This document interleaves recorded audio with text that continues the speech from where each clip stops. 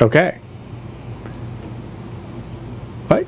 It's live. Well, hello, everybody. That was a fast intro. You played it 3 times last week, and I feel like did you give us a full playback this week? I did, but last week it was I had it set to loop, which was causing problems, but now it is not set to loop. Now you have it on single playback. Yes. Well, yeah, single playback. So all is well that ends well. Oh, shoot. Oh, yes, so it appears to be working. All right. So now I'm one watching. No. One watching. Well, that may be me. Live. Well, I'm watching it too. Oh my. So shouldn't that be 2? The stream health appears to be good. I am on the Stream Now page in YouTube, so perhaps I am too. I don't count. Oh, you are as well. Well, maybe there's an actual person out there watching. Because I would like to try to listen to the audio levels. That would be good. We do recommend monitoring our audio to make sure. Welcome back to the course, everybody. Wait. Welcome back to Digital Production. Oh, that's because there you go. You got something going on there? Okay. So now I'm listening to a delay and myself. This will be confusing, at the same but time. we will attempt to provide enough audio that you're able to discern the quality of the sound that we are broadcasting. Because this microphone here is very sensitive. Your microphone has a different, quite sensitive pickup pattern. Yeah, it's a condenser microphone. Response, frequency response. Yeah. It's very nice though. This is the best microphone though. Huh? Yes, there are 3 I have 3 headphones for 2 different boards and things. Many things to listen to. Yes. Well, we're talking this week in digital production, and welcome again back to the class in our post-spring break mode here in the spring 2018 semester. Yes. We're going to talk this week about a really important topic and a culmination of several different things that we've gone over in the preceding weeks. And that is what we call the interview shot. This is part of interviewing for video. Now, when you interview for a news story, usually you're trying to get information. You're trying to get some really killer quotes that you can use in your story. But it's all about the content. And when you're interviewing for video, yes, the content is really important, but equally important is the way that that content is presented. So it's part substance and it's part show. We have to do different things to get the highest quality out of each one of these components. On the substance front, a lot of that comes down to good interviewing techniques in general, right? What do we want to do? We want to pre-interview, for one thing. We want to make sure that we do some legwork up front. We've done our research and we know what to really ask the person we're talking to, and hopefully have a conversation with them before we're actually rolling on camera. This is a strange hiss. It's just a hiss. It's very subtle. You know, I think I know what it is. What? My laptop is somewhat taxed at the moment. So it's the fan. It may be the fan on my laptop. Why don't you... It can't be from the mixer, because this is a professional level mixer. Why don't you cut my mic for a moment and we'll see. What? You want to cut my mic and see if the hiss goes away? I had my faders down so no one could hear that, because I was trying to isolate. You were trying to troubleshoot, to diagnose the problem. So this is an example of, well, when you're having too many microphones and too many things. Although this is when I suppose maybe I'm almost afraid to mention, or actually, yes, I'm going to bring down yours. All right. That is the problem. That is it. It was this very subtle little sound, which actually, if you're listening on headphones, if you're listening on crappy laptop speakers, the people are probably not going to hear it. Now, what I'm going to do, am I back on? Yes, you are back on, yes. What I'm going to do here in an attempt to ameliorate the situation, is I'm going to close a few applications on my computer, and including the stream itself. I don't think I need to have it open to continue on from here. So we're going to close that puppy right on down. Well, sorry. Yeah. Sorry. Should we maybe tease people about the possibility of future studio PA possibilities? Well, that's a very interesting point. We have in the past had opportunities for PAs, production assistants, to come into the studio, lend a hand as we stage these productions. And in fact, we believe that there may be a future need for such assistance. And it's an opportunity to learn some of the equipment that we use here in the studio, including these fabulous lights, this what?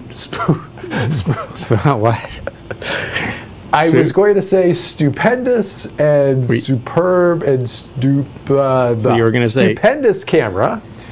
But you've already raved about the microphone. Yeah, you were going to say something. It sounded like you were going to say spoon.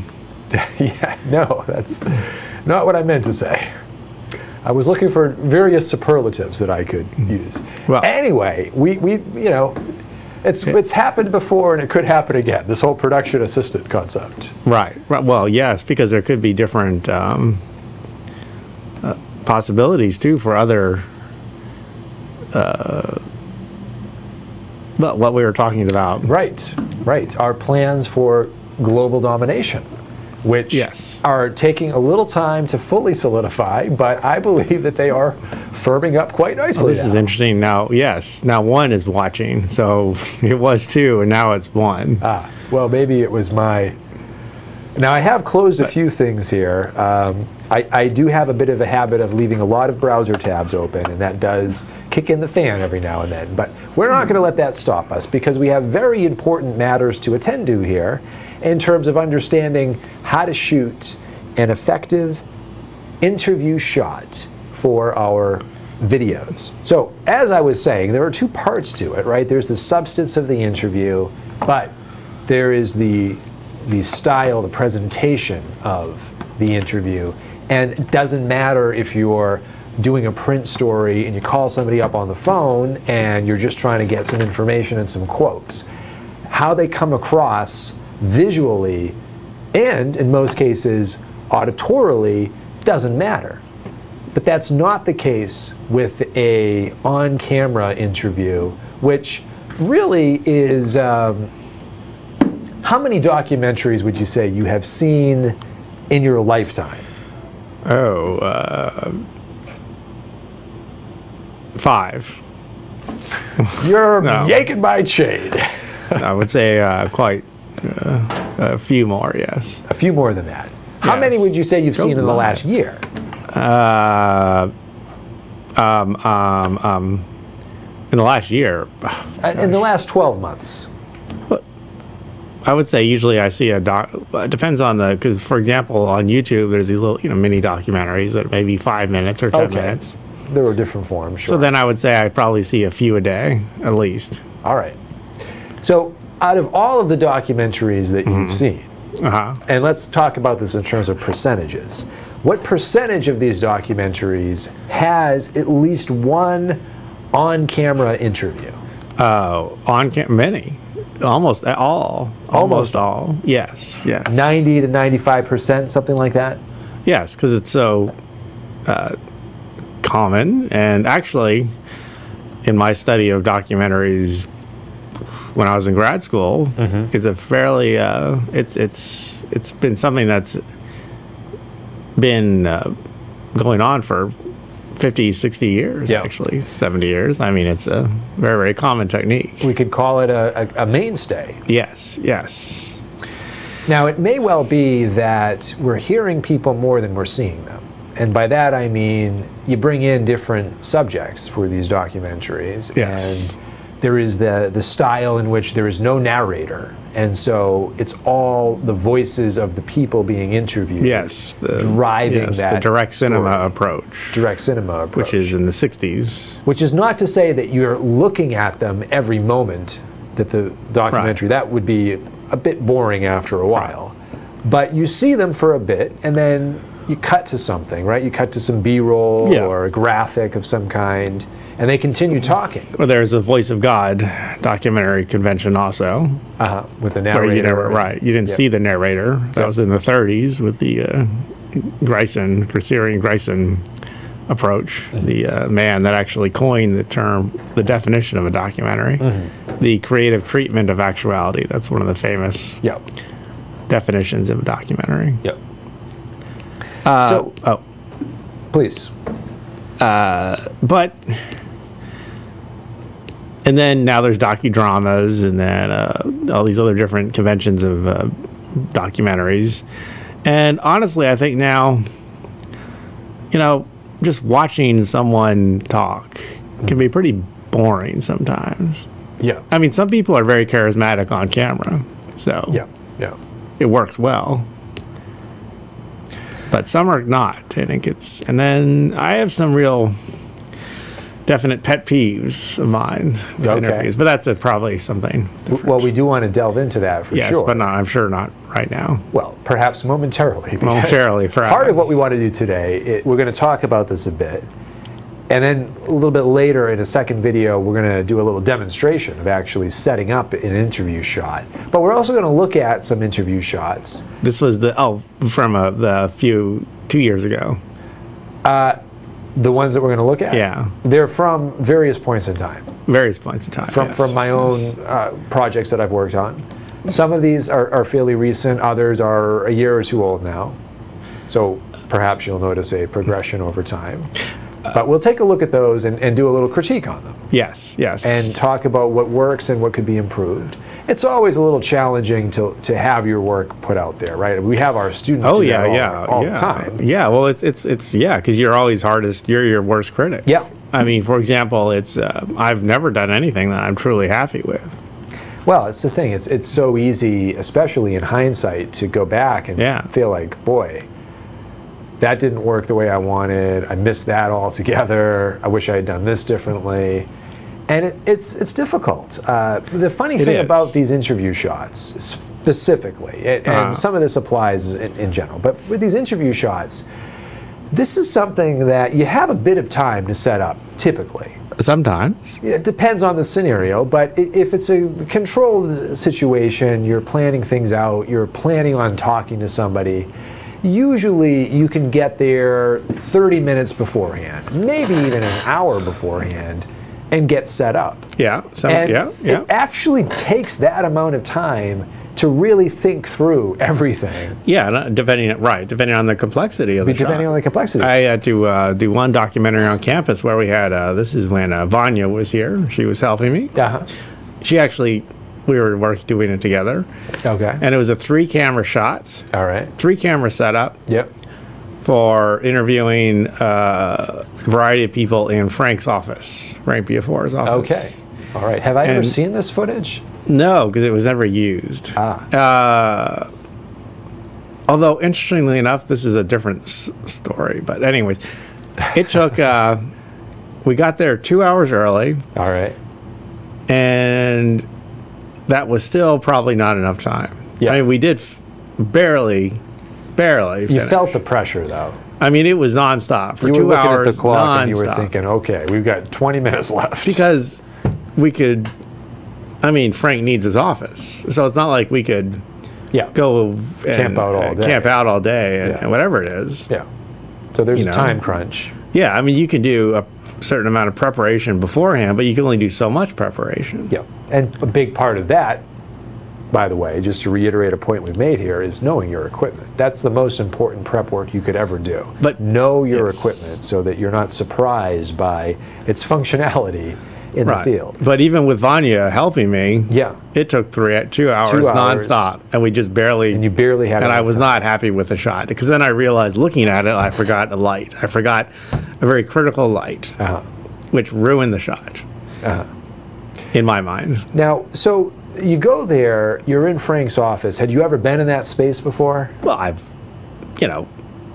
yes. I mean, You were familiar with it. I'm familiar with it because, it's not intimately familiar. No, I mean, I've walked by it many hundreds of times over Yeah. the years, and I mean, and Frank would be in his office, and it's open. Hey, Frank, kind of a thing. So I mean, Well, but here's what I'm getting at, though. Did you know before you went where you were going to set everything up? well, no. Now, the problem, I mean, it gets tricky because sometimes I have to admit, you know, what you do plan ahead, and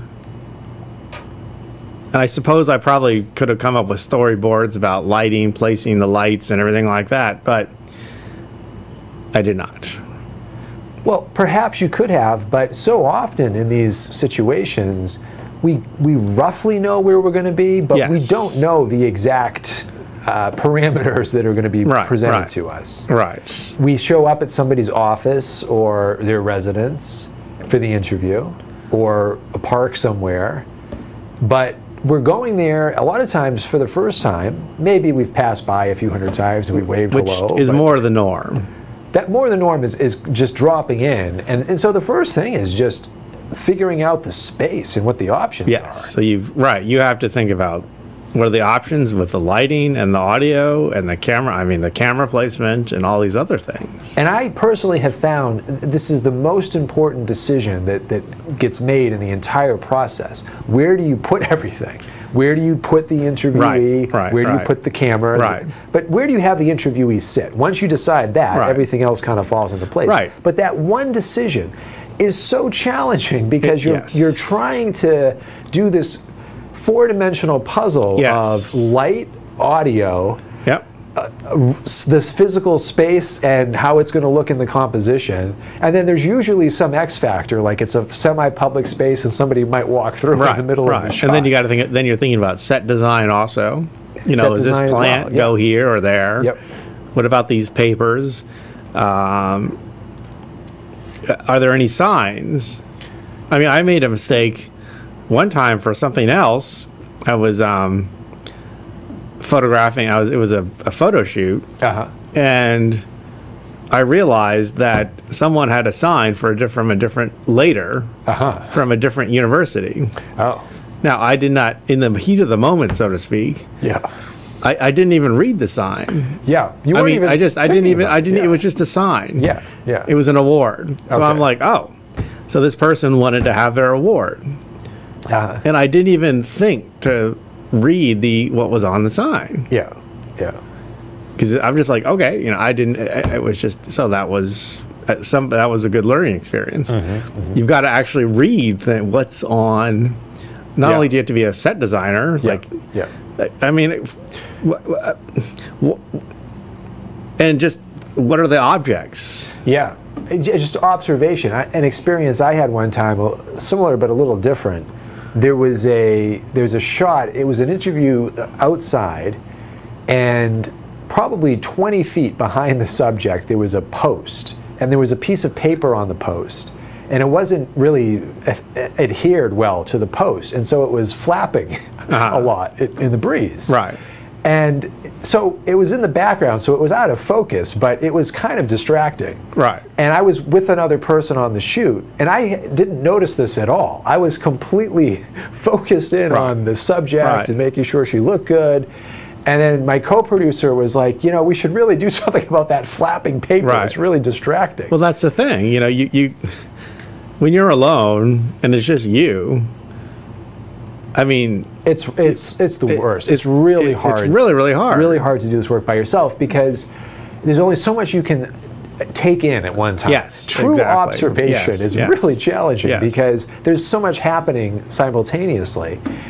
Let alone, well, what happens when it comes down to sitting down and doing the interview? And even if you have ideally you should have a checklist, right? Yeah. Of like things that you can check off, like set design. Are there any things, you know, incriminating photos or videos or signs with different universities that you need to be aware of, or people in the background, or whatever it is. I mean, and And that is the ideal situation. Yeah. You know, you should have a checklist. Checklists are hugely valuable. What does happen sommes But is sometimes you you run don't out of have- time. yeah. The first thing to go is the checklist. You're Yeah, like, well, and the reality is the reality is a lot of times you don't have a checklist because Yeah. you just get. You're absolutely right. When you're doing it alone, I think that maybe people can only handle so much at one time. yeah, it's really a two, and honestly, I would say a three-person, and it depends on how many cameras you have also.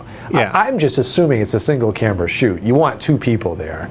Ideally three, because then somebody could be working the lights Right. or holding up diffusion material. Right. But if you got a second or third camera in the mix, then you really need two or three people. Yeah. Right. Like film crews, like regular big, yeah. huge film Yeah, sets. absolutely. I mean, they Yeah. have hundreds and hundreds of people. And, On the other hand, I'm sorry, go ahead. well, it's just that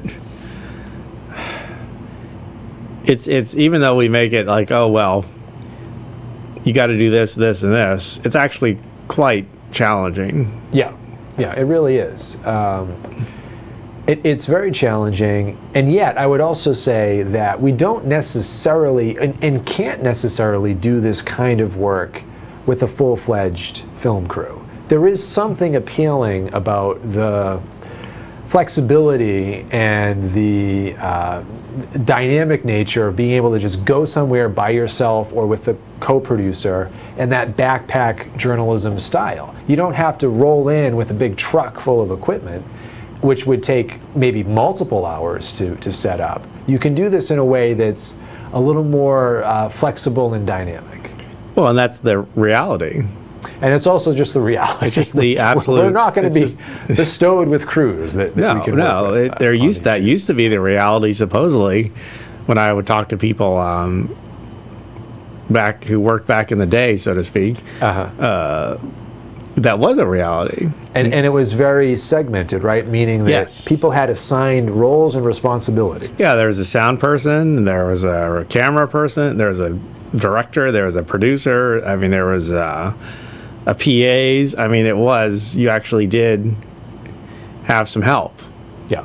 And now we're multitasking. Now you basically almost have to do it's I mean, it's kind of funny because now if I get help, it's like, oh my God, this is wonderful. Mm-hmm. This is great. Wow, this is awesome. Yeah. So, yeah. Now, what do we do? What do we do about all these challenges? A couple of things that I think are super important. Yeah, it does make it sound like this is we're being negative, maybe too negative. Well, I think we're being realistic, and we're setting expectations in a way that's reasonable. But there are solutions. There are still ways of producing work that we can feel pretty good about. Yes, yes. And I personally think one of the things that's really important is to prioritize.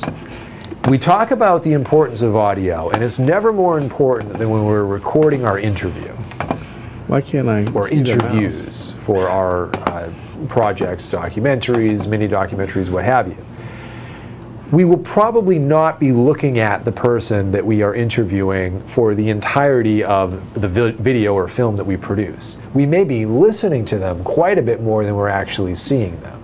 And the truth is, in a horrible situation in which our video is, for whatever reason, unusable, we could still salvage it if we have really good audio. Because what we really need in the end is not to see the person, but to hear the person. Mm-hmm. Yes. So I personally have made it a mission. a mission in my life that if I'm ever off on a shoot somewhere, I get my audio locked in and solid before I deal with anything else.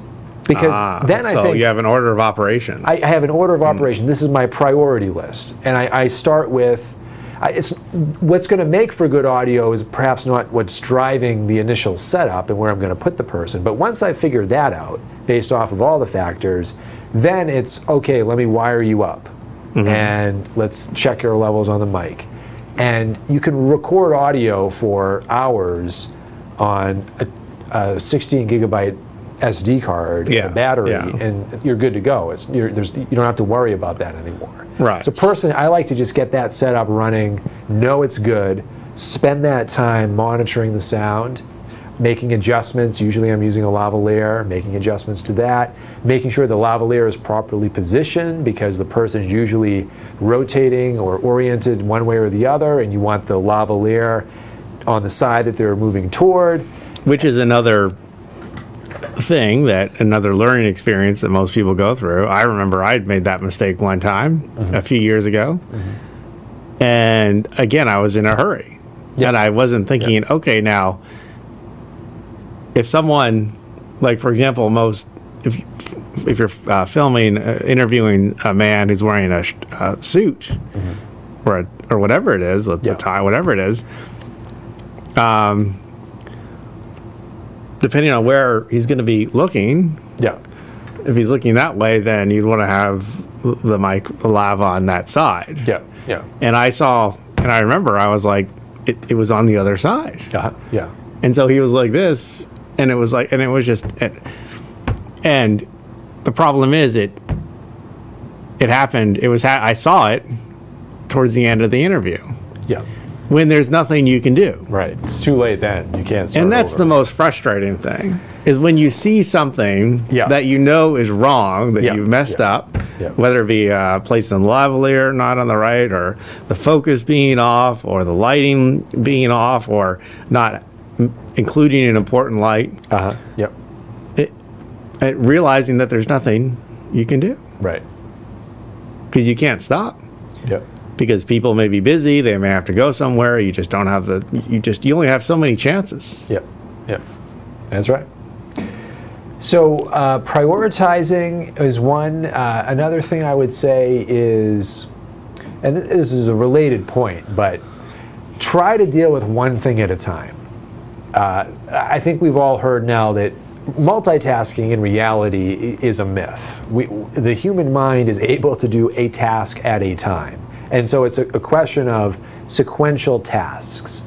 And we also know that every time you shift from one task to the next, you've lost some efficiency. So you want to do less shifting. But you have to shift because you have to do different things. And it's really important to not shift too often. So if you're in the groove and you're setting up your lights, or you're trying to craft the lighting, keep doing that. Don't stop in the middle and say, well, wait a minute, I forgot, I got to get my audio set up. At that point, just keep dealing with the lights. Do things in a discrete order. The lights, the audio, or ideally the audio first, maybe then you're crafting the lights, then you're figuring out the settings on your camera, making sure your exposure is good, everything, focus. And it may be, you're absolutely right. And interesting thing about the priorities, and I think it also depends on the situation. And some people it just depends, I think, sometimes. I mean, it's funny, I say this in class, it depends. You do say sometimes that. I've noticed you say that sometimes. Particularly when students ask very pressing questions. But the problem is, they're yearning for a definitive answer. And then you say, well, it depends. Well, we all want definitive answers. We all like definitive answers. We all. Indeed. Sometimes it's like audio. With audio, when you're mixing audio or you're in post or whatever it is, the order of, there are general guidelines for the order of particular audio effects, like whether do you do EQ first, do you do compression first, these other kind of things, but it depends a lot sometimes. So, and also the amount of time that you need to spend on any particular task can greatly vary from one scenario to exactly. the next. Right. It may be that the audio situation in one interview may actually be fairly straightforward. And then the lighting may be extremely difficult. In another situation, it may be the complete opposite. Exactly. Yep. And so it all depends. And so that's the challenge, and it's also the fun of it, though, because you get to feeling like every time you go do this, it's a problem to unravel. It's like a riddle to solve. There's a unique set of parameters, and now go. Create something that really works well given these particular factors. And I completely agree with you about focus on one thing. Really, if audio is what you need to do, then focus on doing that. And don't get flustered, because it's very easy to get flustered. Yeah. And it's very easy to let people start pressuring you. Yeah. And I mean, that's something I know that I need to work on, is to slow down sometimes. I mean, you have to be efficient and fast, but you also need to slow down and be aware, like hyper focus, and not be people push you or stress you. I mean, that happened to me about 4 years ago in this studio. In this very studio, when I remember there was when Joseph Gamble was teaching photojournalism before I kind of started doing it. Okay. And he was interviewing a fairly well-known photographer. Okay. A nature photographer. Uh-huh. And this is when I honestly really had no clue what I was doing. And and in some ways I still feel like I don't really know what I'm doing. But, well, I probably shouldn't say that. But anyways, I remember I was adjusting a light. Uh-huh. And I started to get flustered because I was like, what's wrong? Something's not right. And then, what was his name? I can't remember the photographer's name. Perhaps it's best if you don't say. No, I won't say you're right. Well, it wasn't his fault. It was not, he did absolutely nothing wrong. Okay. But I remember he was kind of a big guy. Yeah. And I started to get intimidated. Yeah. I started to get intimidated. And he was like, got in your head. In my head. He was like, well, in my head. He's like, well, maybe, can I give some advice? And I was like, oh, yeah. And then I remember I was visibly shaking. So this, I mean, and it just, and he was a very nice guy. Yeah. He was actually being very professional. Yeah. But I was not I wasn't confident enough in my abilities at the time to be like, whoa. It was hard to get that feedback. Yeah, because that's very interesting, because people, they can sense that. Yeah. It's very interesting. And that's another thing about interviewing, which is a whole different topic. Yeah. I'm so glad you raised this, though, because the implications are profound. I mean, in this case, it worked out okay, maybe. Yeah, because Joseph Gamble and the other photographer, we're all photographers. There's a room full of professionals. There's a room full of professionals, so everyone understood that these things take time and it's not a big deal. But if you're working with someone that doesn't understand that, then they get flustered too. Right. And then a very important point. Yeah, there is a Zen aspect to doing this, and it's so important, as you said, to maintain your composure and stay calm, because the interviewee's energy is going to feed off of yours. And the last thing you want is an interviewee who is anxious, nervous, stressed out, angry, agitated, or just this does not make for a good interview, or visibly shaking, or like visibly I was shaking. doing. It's if we can avoid that, it's great. In our, in the way that our subjects are presenting themselves. The other thing that happens, and I have been in this position myself, I will go on the record and acknowledge, when I have become flustered, because you get flustered. I have become flustered. Well, okay. I still have yet to see you flustered. Well, it has happened to me on shoots. Because like in class, occasions. I've never seen you flustered. Even though you say you get flustered, I've never. Well, perhaps I am able to mask it to an extent, but I can guarantee you, I have gotten flustered at least a few times on shoots. Usually, what happens is I realize that something isn't working, or I realize I screwed something up in the process of setting everything up. And your heart starts racing because you're like, oh boy, how bad is it? And now what am I going to do? And there have been times where I got so derailed by that feeling of loss of composure that I made an even bigger mistake, and then I, you know, forgot to hit record, or something calamities. There was a calamity that happened. Right. So no good can come from that. Yeah, you don't want to be lackadaisical, and absolutely you're on the clock when you get there, and you have to work efficiently in a focused way. But once you get to the point of feeling really anxious, or you lose your composure, you get flustered, you will make mistakes for sure. And it's no good. It's no bueno. Well, yes, it's right.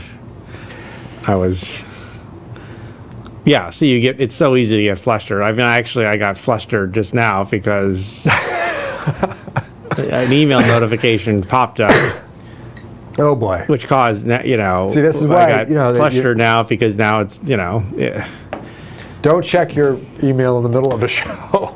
Well, I wasn't. I'm saying that to not myself. Attending. I was not. Turn that upside down. Mean to. It just slide that under there. Thing popped up.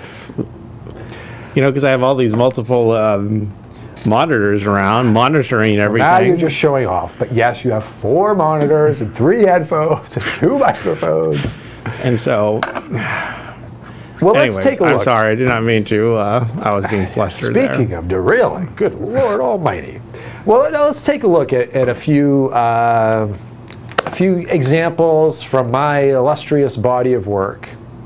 And we'll critique these, and in doing so, hopefully tease out some of the different variables that we need to be considering. I'm just going to say, I would say in general, these are imperfect, but I feel like they're pretty decent examples overall. I don't think any of them have horrible issues, although, as we pointed out earlier, you can never go back and look at something and not find some way of, or ways of making it better. Right. So if we could, let's... okay. Oh, wait, hold on. Oh, shoot. Okay. This one? All right, there we go. Yep. Now that's interesting. I'm looking at it on the monitor here, and it really looks blown out. Yes. Well, that monitor, the TV monitor, is completely uncalibrated. Yeah. Because it's a consumer grade monitor. I only really use it for very general composition, very general, because it's the monitor. All right. Well, maybe I can talk just a little bit about the setup here. And then I have some thoughts on some things that I'm not terribly happy with. Okay. Some things I do like and some things I don't, but we'll get your thoughts as well on this. But let me just talk a little bit about the situation. So this was shot in an apartment in New York, and the light source is primarily natural light from a window behind the camera in front of the subject. There is also, to the best of my recollection, an LED light, to the right of the camera, which is off to the subject's left there. I would say there is about 12 to 15 feet between the subject and the bookcase behind him. 12, okay. Maybe 10 to 12 feet. Probably 15 feet going all the way back to the guitar there behind him. And yeah. So this was your most recent documentary? Well, this is some of the most recent work I've done. It's unpublished, and I'm not sure this will actually end up in something. But yeah, no, this is fairly recent. This is from January. Okay. Of this year. Right. Yes. Yeah. So this was shot using the Lumix G7 with your new fancy Voigtlander lenses. So there's a Voigtlander 25 millimeter lens on this. Yes, that's a fully manual lens. Really nice lens. The G7 is buttery smooth. It is very smooth. Yes, and it has the manual aperture control on it. But not cheap. Nope. That lens is about $900. Yes, which actually for a lens is not that expensive. Also at the not same that time. expensive. Yes. No. And the G7 is by no means a fancy camera. It's a $600 entry level. The entry level Panasonic mirrorless. Now there's a G85, which is the updated version of that. Yeah. And of course the GH5. The GH5 and the GH5S are the. Yes. So Micro Four Thirds. the strong point here on this particular setup would be the lens. This is also recorded to the external monitor, the Blackmagic Video Assist 4K external monitor, and so it's bypassing the internal So you were shooting in compression. 4K. Shooting in 4K, yeah, 10-bit. Although obviously this is not a 10-bit monitor. So you can record at 10-bit with that external monitor. With that external monitor, yeah, Yes. 422 and 10-bit. These are color ways of measuring and Yes, 10-bit's representing quite color. popular now. Everybody's on the 10-bit. Yeah. Yep. Yeah. The That's difference the 10 between 8-bit and 10-bit is more than just 2 bits. Yes, it's exponential, so it's quite significant. Yes. Yeah. Yes. Yeah, and then so we can see the lavalier here on him. In this case, it's right below his mouth because he's wearing this kind of sweater here. So, and that's the other thing, where you can put the lavalier really kind of depends on what the person is wearing, and it gets challenging, particularly for women, honestly. Yeah, no, it's right. It's very easy generally for most men, honestly, especially if they're wearing a button-up shirt, or a tie or a suit. Yep. You got just options, basically, either on the tie, the shirt, the jacket itself. You got all right. So a couple of things that let me start with. Or would you like to jump in?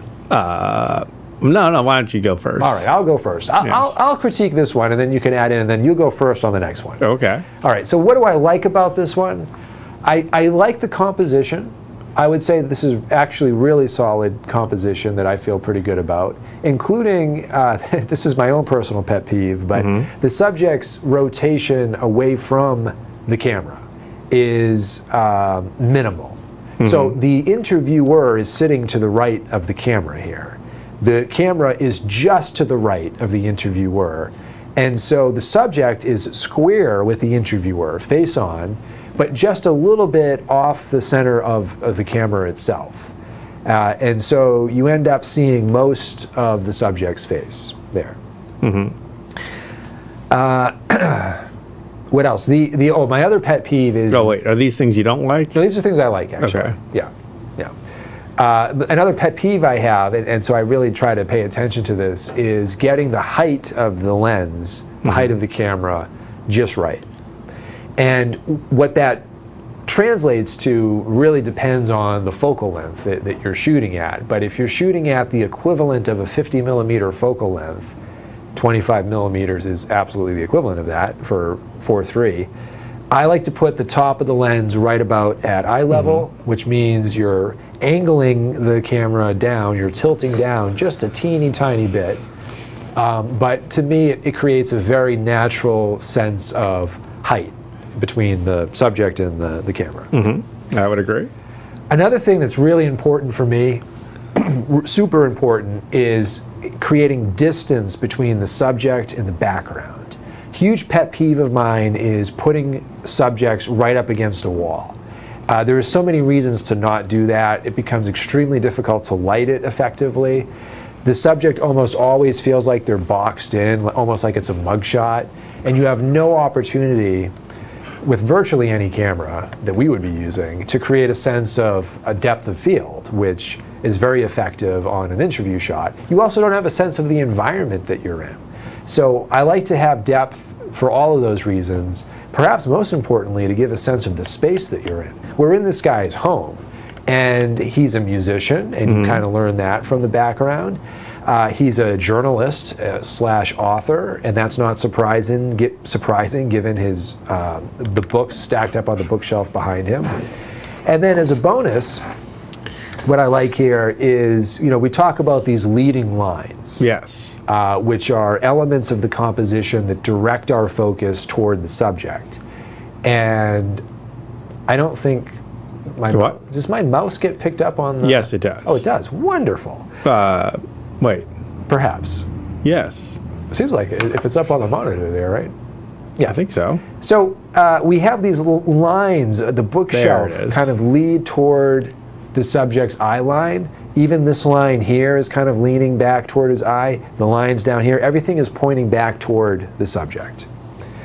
Now, a couple of things that I'm not crazy about, and they both have to do with the lighting. One of them is there are no catch lights in this shot. The catch lights being that little bit of glimmer that you get in the subject's eyes. Even though there is a LED light set up, it's probably 3 or 4 feet away from him, and there was a diffuser in front of the LED light, which really kind of softened it up, but also absolutely no catch light.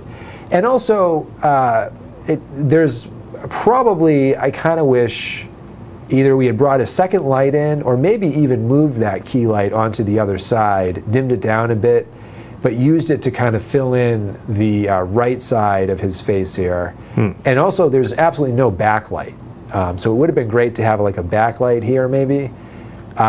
On the right side, it's not too bad, so you get a little bit of highlight and separation, but on the his right, our left, there's no separation at all there, really. And so you're just counting on the depth of field to kind of convey that. But that's my take on it. Okay, well, I agree with you on basically all that you've said. And one thing I think that is effective is it's challenging to light people who are may not have a lot of hair. And I thought this was quite done nicely with the fact that there's that spot, the light on the top. Yeah, right. But it's not really distracting or blown out. Yeah, too much, because that can be really, really difficult. I really like the leading lines. I like the sense of place and the environment with the books and the guitar. I love the composition. I really like everything that you said about that. I agree with you about distance. That's really, really critical. Now, you were saying about having a backlight or some kind of rim light, maybe on the to help separate on his right. Yeah. Viewers left to kind of maybe help separate, give that little, especially around the shoulders and things like that, maybe. Or I would agree with that. But you were saying that, well, maybe you would want to have the key light on the other side. I would have not done that. Generally speaking, the lighting now is it's a type of lighting called short lighting. There's short lighting and broad lighting, and generally short lighting is always the kind of de facto way to go in the beginning. Usually you want to do the short lighting because it makes people look, it's more pleasing. Broad lighting would be where you're lighting the broad side of the face. In this case, you'd be lighting, the key light would be on the other side, or lighting his broad side and also the ear that you can see. And generally that's not as pleasing. So I would have definitely stuck with the short lighting as it is now. Because I've made that mistake a few times, and it does look pretty bad, actually. Yeah. So am I hearing that a rule of thumb on that would be light the side with the ear that you can't see? Right, right. Short lighting, right. And short lighting that's if the person is not looking straight at the camera, kind of a thing. Yeah. If the person is looking straight at the camera, then the key light can be on either side. So, I mean, if we cut to you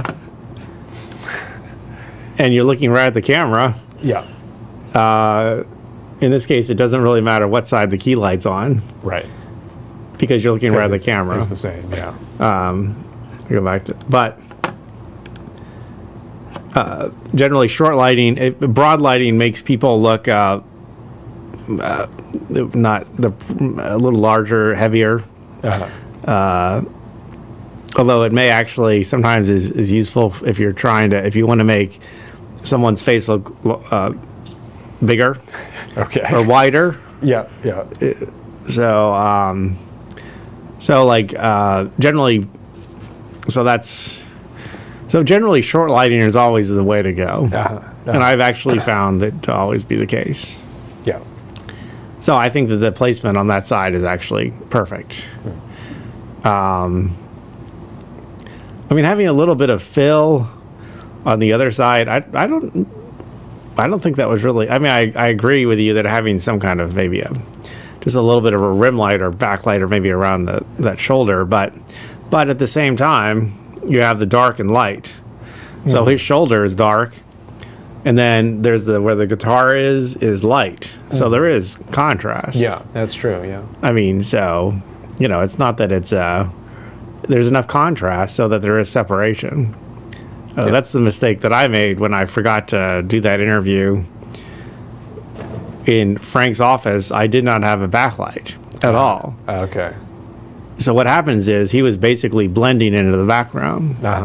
In that way. So, but in this case, it doesn't look like he's blending into the background because of the luminosity, the contrast, and luminance. Yeah. I mean, actually, I really don't. Other than that, I really don't see anything. You were saying about the catch light. Yeah, catch lights. Yeah. Yeah. I don't know. I guess maybe this is very, very minor. I guess maybe this is more of a personal thing. Yeah. I think I probably would have had the light a little more up and over. But then again, that's just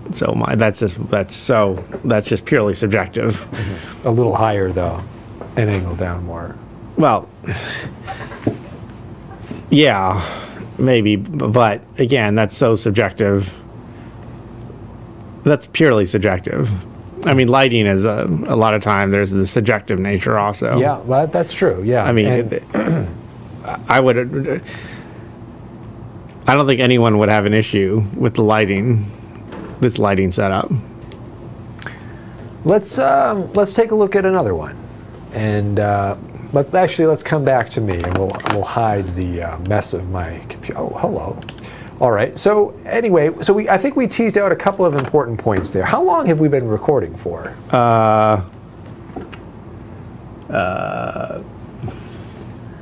52 minutes. Let's see. Let's go to the creator studio. Yeah, 53 minutes. 53 minutes. All right. 7 subscribers. Wait, no. 7 subscribers. Wait, no. Who's? Is there a way to see if anyone's watching? Who's watching? 0 watching. 1 watching. No. 1. I think that would be me. All right then. Let's do this. We'll take a look at one more. And just spend a little time talking about, this will be a different sort of scenario, different subject, different environment. And I'll talk again a little bit more about the parameters that were at play. But I do like the leading lines you were talking about. That's very, very nice. Yeah. So actually, honestly, I think that previous shot really could be used as an excellent example in any textbook. So it's a textbook example. Well, a textbook example.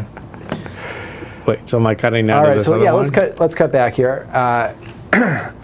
Okay, so this one, this was shot about a year and a half ago. This was a very interesting project. This was shot in Ukraine. Oh, the Ukraine one. This is from the Ukraine project. So this is outside in the afternoon. I want to say it was like maybe 2 or 3 in the afternoon. There's something very important actually about the light that I'll mention in a moment. But we were in a town in southern Ukraine called Kirovograd. And we were at a school interviewing teachers. Was this the the Ukraine handler that you had that was following you, that was helping you? We had a handler, yes. We felt so official. We had this, I don't know if I can call it a crew, but we had people helping us. This particular interview, and this raises all kinds of additional challenges, but this interview was in Russian. And so we had a translator with us, there was the interviewer, the handler, I was there, and then somebody else with the school was there. So it was a somewhat complicated setup. We got super lucky on this one in terms of the lavalier, because her shirt had that collar. Oh, yes. And Yeah, that would have sometimes been. you Yeah, just that get would have lucky. been. Yeah. Here again, though, you know, and this is, everything is intentional. So the lavalier is on her right side because she's, now the subject's on the other side of the camera. So she's turning toward the center of the frame, and the lavalier is where she's turning toward. It would have been a pretty big difference if the lavalier was on the other collar pointing the other way. Yeah, exactly. Because she's basically talking away from the mic. So it would have, the pickup would have been completely different. Yeah. The other thing to note about the lavalier, there's something on this lavalier that was not on the previous lavalier, and that is a little pop filter, a little windscreen. It wasn't really important or necessary on the previous shot because it was indoors. This one, it's absolutely essential to have that windscreen because, well, it's outside and there is wind that you need to contend with. This was actually a somewhat windy day. So that was really important. In fact, I think in addition to that, we also had the low cut filter on. This was recorded to the Zoom H4 or Zoom H4n. No, H4? H4n. I thought it was the, I thought it was the H5. I beg your pardon. Yeah, no, you're right. It was the H5. Yeah, this was recorded the H5. But the 4N and the H5 both have the built-in low-cut filter. Well, the H4, yes. H4n. The H4n is the new one. Oh, that's the new one. There's the H4n Pro. Well, actually, no. There's an H4n Pro that The came H4n out, Pro is the new one, yeah. which I would highly I would recommend. I would not get the old H4n. The old H4n is Yeah. garbage. No, it's not The preamps total are no garbage. good. The preamps are garbage. Yeah. What else? So I said I was going to say something about the light. So the sun was out. It was a really sunny day, but we're in the backyard of the school. And so we're actually in the shade. And so the school building itself provided all of this shade, which was great because it made the amount of light manageable, and it made the light more diffuse, and it made the light more consistent throughout the shot. So it was very soft. Very soft light. Yeah. Yes. Yeah. So that's one thing, you know, if you're going to be shooting outside in the broad daylight, you really have to be careful about managing that light because there's always going to be too much, and it can easily become way In fact, too hard. I made that critical mistake a few weeks ago, actually. I was filming someone outside. It was the middle of the day, and I made the mistake of it was not. It was very splotchy lighting on his face, on this person's face, and again, that was a definite mistake. And actually, there was wind too, and I had a little lavalier microphone, but the lavalier microphone that I had did not have a pop filter or a windscreen, which I really wish now it's absolutely, you're right, it's absolutely essential. I mean, luckily it was a very short little thing and it was salvageable, but it's so important because the wind microphones pick up the slightest bit of wind without, if you don't have anything, even if you have something, it still picks up the wind. Yeah. You know, as far as that sense of depth, in this case, she's probably a good 30 feet from the wall behind her, which is great because you can absolutely get a nice shallow depth of field. I should note that on this one, this was using, I'm actually not sure, I can't remember which camera this was because we were using the G7. And then the Canon, right? And then we had a Canon T5. T5 or something, right? Yes.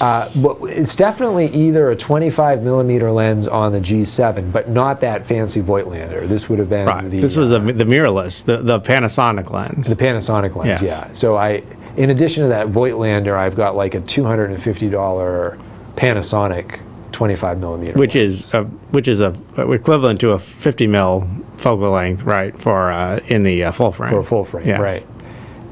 And then if it was the Canon, it would have been the 50 millimeter, like $175 lens. Right, the 1.4 or 1.8. It's a 1.8. Yeah. We talk about this lens a lot. It's actually like the best lens for the money that I think you can buy. Yeah, yes. It's Oh, amazing definitely, how good yeah. it is. Oh, definitely. Anybody who has a Canon kit, you Yeah, know, it's just a yeah. kit lens. It's- The purchase you must make is to get that 50 That millimeter. 51.8, because The 51.8, yeah. it's funny. It feels like it's gonna, like the plastic is gonna, but the quality is superb for the price. Yeah, yep.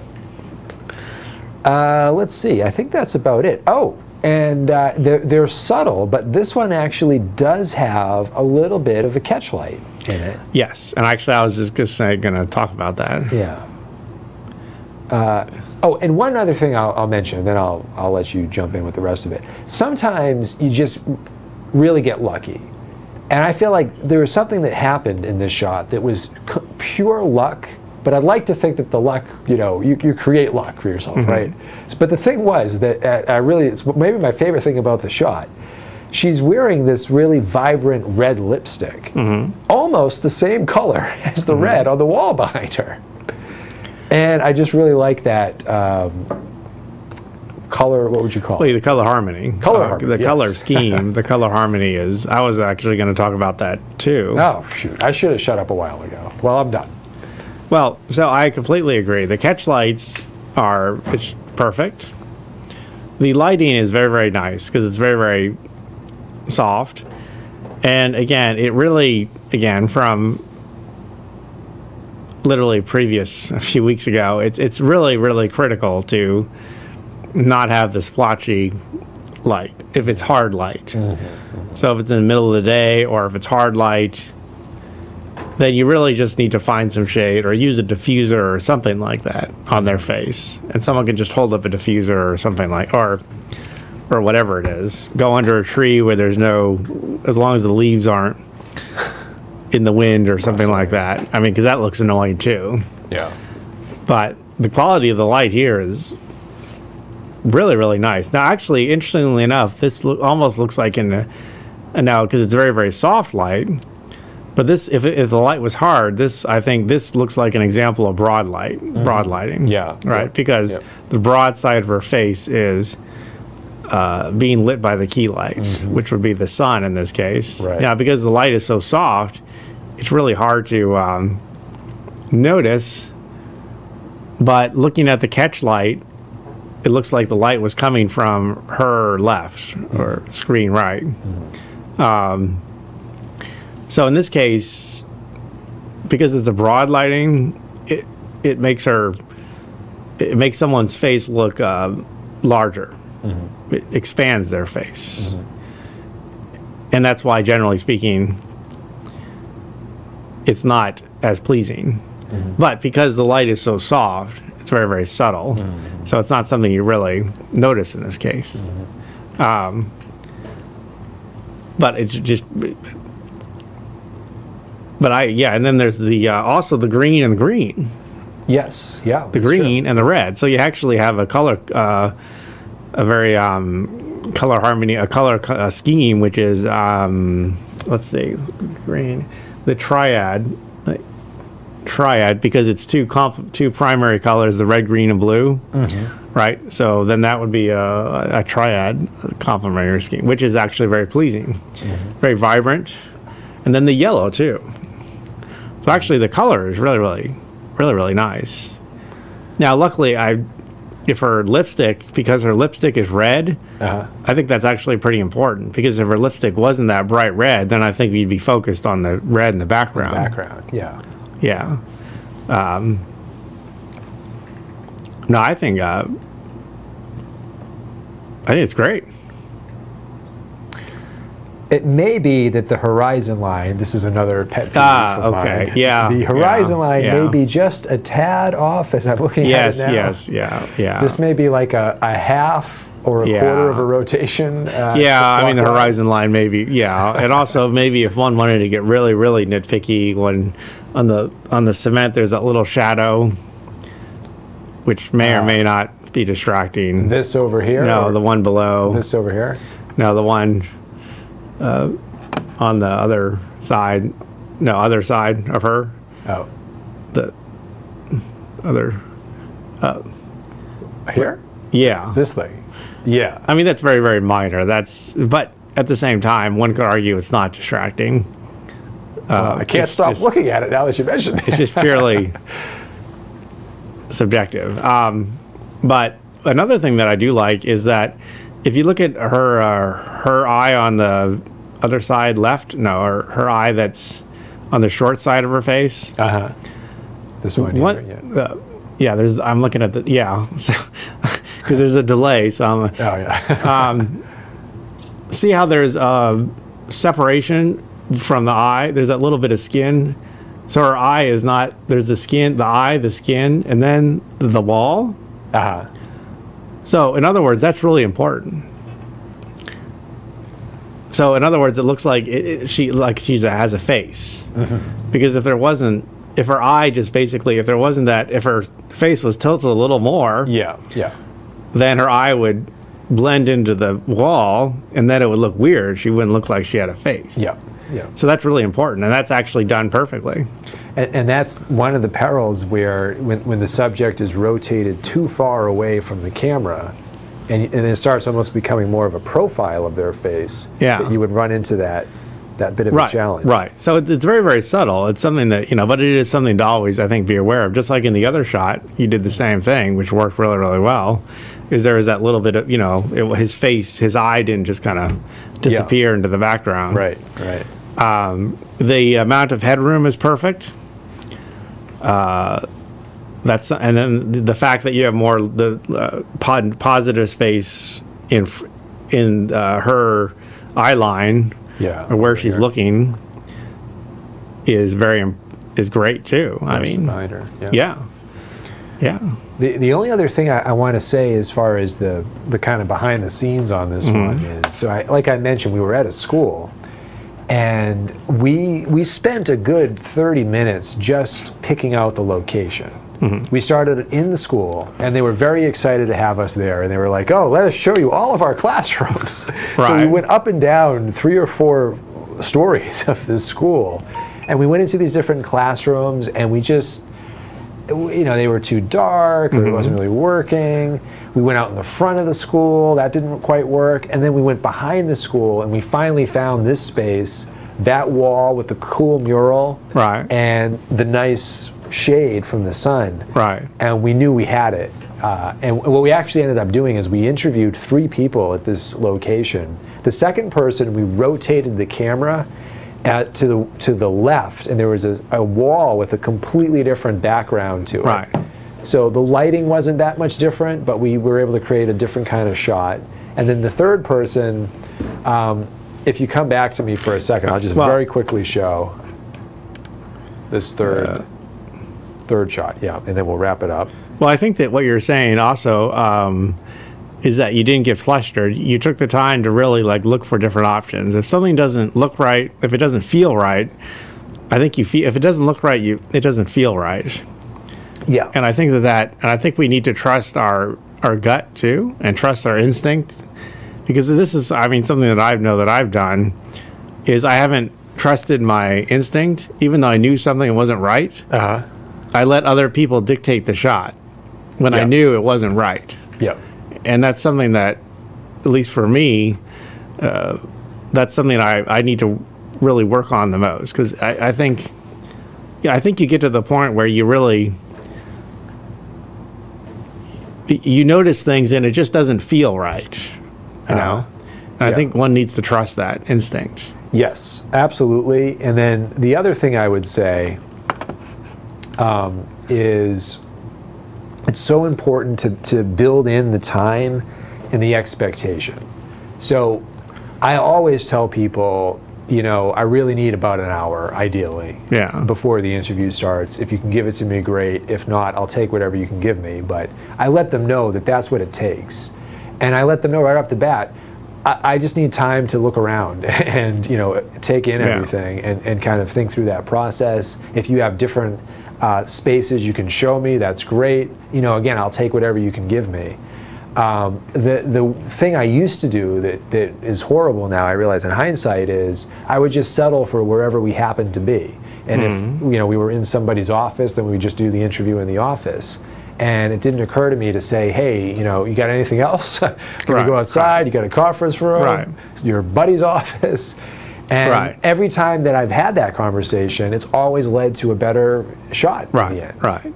You really can't be shy, in other words. Exactly. Yeah. You got to speak up and take a risk. Take a risk, and absolutely, like you said, go with your gut. If you feel like something's not working, and you're probably right. And not be afraid to, which is the mistakes that I've made more than once, because that's the thing that I need to work on the most, is just saying, look, this isn't going to work. Yeah. And either go somewhere else or do something else to make it work. Right. Is there another shot here? We'll just do one quick final one here to give just one more example. So, go. So yeah, we'll go back to this one. So this is, so obviously we're back inside now. We're back, this one is using the Voigtlander lens, I can say that for sure. Yes, that buttery shallow depth of field. Yeah, yeah. So I think separation. We stopped all the way down to 0.95 is as wide as that lens goes. That's some real nice separation going on there. Yeah, so she's probably, again, you know, 10 feet behind the background there. This is a very small apartment in New York City. And so, you know, we walk in, and of course, immediately the question is, all right, where are we going to do this? Where are we going to put the subject? She had the flowers there on the table, which we thought, oh, that's kind of nice. You know, it's a pattern, it's some color. There was the most natural light, again, came from a window in front of her behind the camera. That's the key light. That light is also creating the little catch lights in her eyes. There is a little bit of a rim light here. Now, I feel like this was done in a little bit of a ham-handed way. I wish I had been a little more subtle with it and had kind of gotten it up on her shoulder a little bit more. But that is a little LED light, one of those little Genere lights. Not the big one that we showed the other week, but a little compact one on a Joby, dangling on the edge of a chair. To get it close enough to have an impact on the shot, and also it's actually creating a bit of the highlight on her hair that you see here. As well. Yeah. So, and by the way, all these shots, well, actually not the middle one, but this and the other shot, these are straight out of the camera. There's no color correction or anything like that. No post-production adjustments. Well, I really like the that highlight, and I do agree with you that.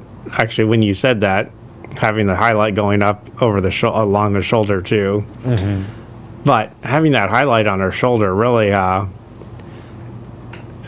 that's pretty essential, I think. Yeah. Because if it wasn't there, then literally there would have been no definition, and she would have like merged with the background. Yep. And it would have looked really weird, because it would look like she didn't have a body. Yeah, exactly. So we can kind of get away with not having it on the other side because you've got the contrast. Well, you have the contrast, the luminosity contrast. You have the dark, the black, and then the white. I mean, the bright and then the dark. So you have that really good contrast created by the difference in luminosity. So, I mean, I think it works really well. This the amount of headroom is really nice, and then again, this would be an example of a broad light, also. Yeah. I guess the now was she leaning to that? Was she leaning a little to her left the whole time? That's a good question. I'm not entirely sure, but it does seem like she is sort of tilted a little bit there, doesn't it? Possibly, yeah. But I mean, I don't know if that was if it's a screen grab, then it may be that it was just a screen grab right when just in that moment. At that moment, yeah. That raises a really important point, though. I don't know if I've made this in this class, but it's so important that your subject is sitting on something stationary, not Yes. a swivel chair or a rocking chair or a lazy boy.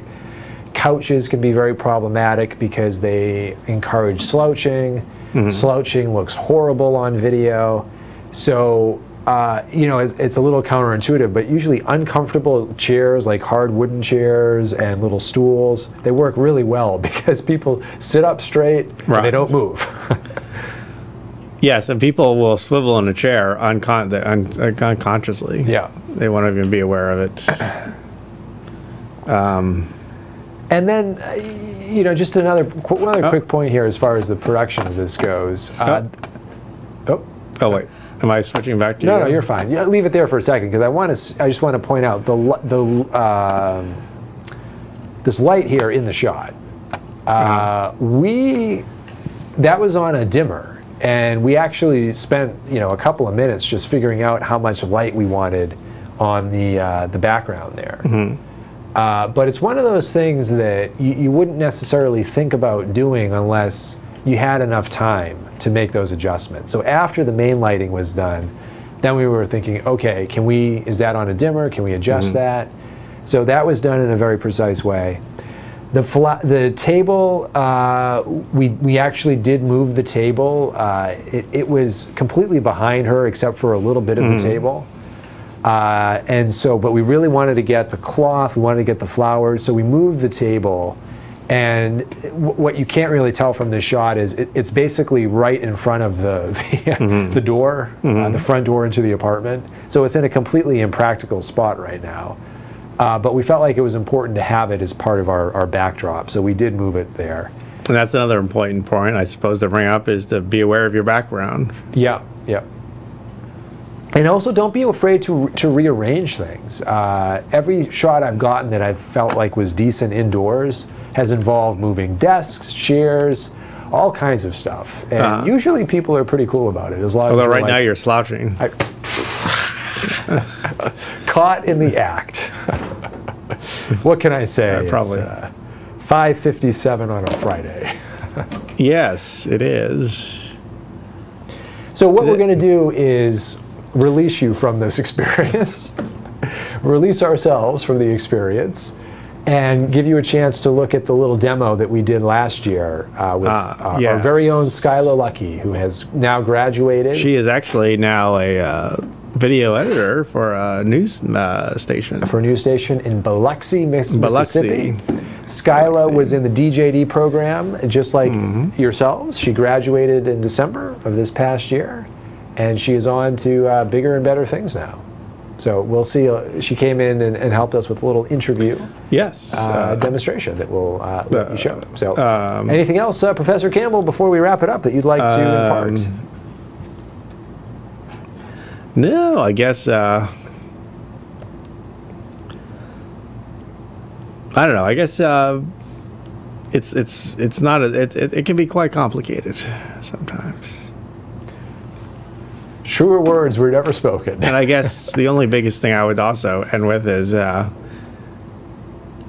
trust your instinct. And if something doesn't feel right, then it probably doesn't look right. It doesn't feel right, then it probably isn't right. And don't be afraid to say, wait a minute, no, hold on, and don't get flustered. Yeah, I think that's great advice. But everyone's slightly different, so other people may be struggling with other different things too. Well, that's Or also possible. working on other issues. We're all following our own paths here. I suppose so. All right. Well, thank you all for joining us here today. And we will be back with you next week with some more learning content. So let me cut to the outro.